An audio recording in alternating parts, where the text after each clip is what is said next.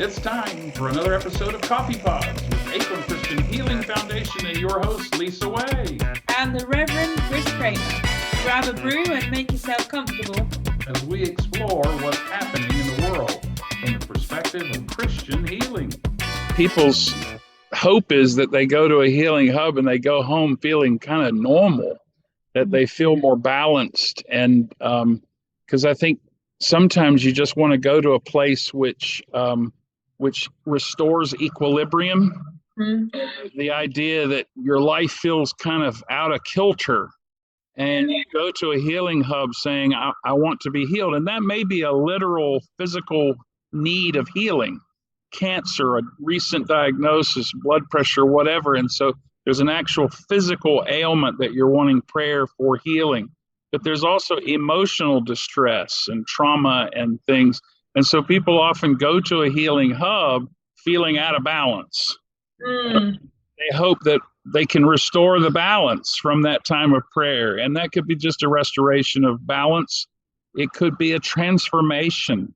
Yeah. It could be spiritual healing. It could be physical healing. It could lead you back home with a new sense of purpose and how to cook the dinner you're going to have that night. Or it could be, I want to quit my job and be a missionary in South Sudan. And I think that's the cool thing, is that the hub doesn't set the course, but it sort of plugs in the socket. It's a chance for you to reconnect with God. And the people that are in the hub, it's not like they become lifelong friends and supporters of yours. They are there for a moment, for a particular purpose in your journey, to offer you to God and God to you, and to connect you.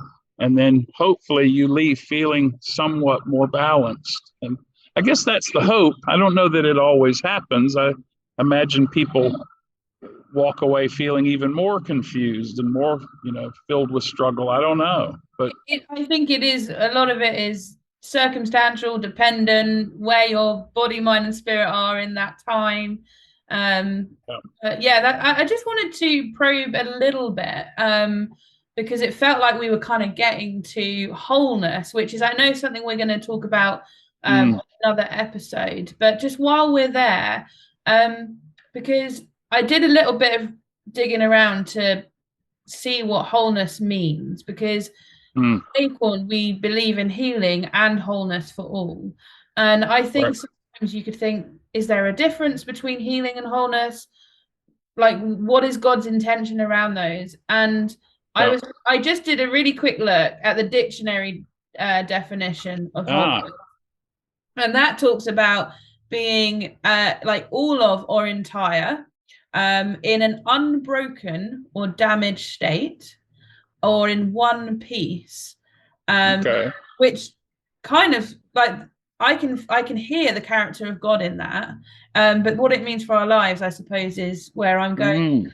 But then also the last bit of research I did on it was the Hebrew translation for wholeness, and I don't know if it's pronounced correctly, but it says it's shelamut, and that is being in a state of complete. Shelamut. That's it. Yeah, being complete and perfect. So that's your balance. That's the balance. Right on what we just said. That's the balance. That's it. So you come and you receive that wholeness, that balance. I think that word needs to factor somewhere in what that word is a very powerful word. That's really, because it's layered. It's a word that's layered. It has multiple meanings, like so many biblical words, and you can really get richness out of understanding what real wholeness, restoration, transformation, what that looks like from the perspective of God. You said about wholeness and healing. Yeah. I like to think that wholeness and healing go together, and cures are the thing that are a struggle, that you say, well, what's the difference between wholeness and curing, or healing and curing? And so the cure may come now, it may come later. Yeah. Physical ailment and you're praying for a cure, that's different than a physical ailment that you're praying for healing. Yeah. Because the healing is assured, the cure is not. You pray for restoration and a cure from cancer or whatever is bothering you. Yeah. But you know that you will be cured when you die, that you'll be restored to God after death, that we all will be made perfect. But there's no guarantee that the cure happens while you're still living. So in some ways, to focus on cure in your prayer is perhaps to be distracted from the ultimate wholeness that God wants for us. And I think when I think about that, I think wholeness in that context is seeking to be as you were when God created you. Okay. One of my teachers talked about what's called imago Dei in Latin, which is the image of God. And so in the beginning was the Word, and the Word was with God. So we know the kind of prologue to John, and we know Genesis. And so the idea is that all of humanity was created by the breath of God. The Ruach, we talked about the spirit, that feminine word in Hebrew. So God creates all of us from perfection. So we are in the image of God, which is perfect, and then we become human. And then our entire lives are trying to go back to that state of perfection, the way we were when we were created. So if you think about life,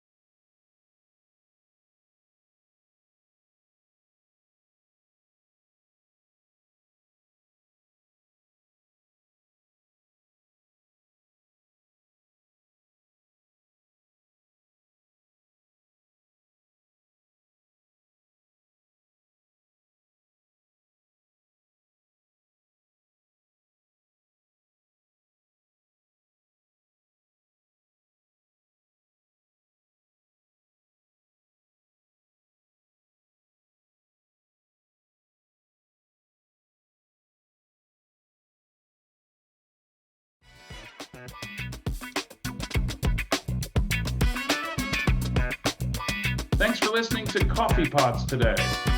Don't forget to like, follow, and subscribe. This podcast is made possible thanks in part to the generosity of people like you.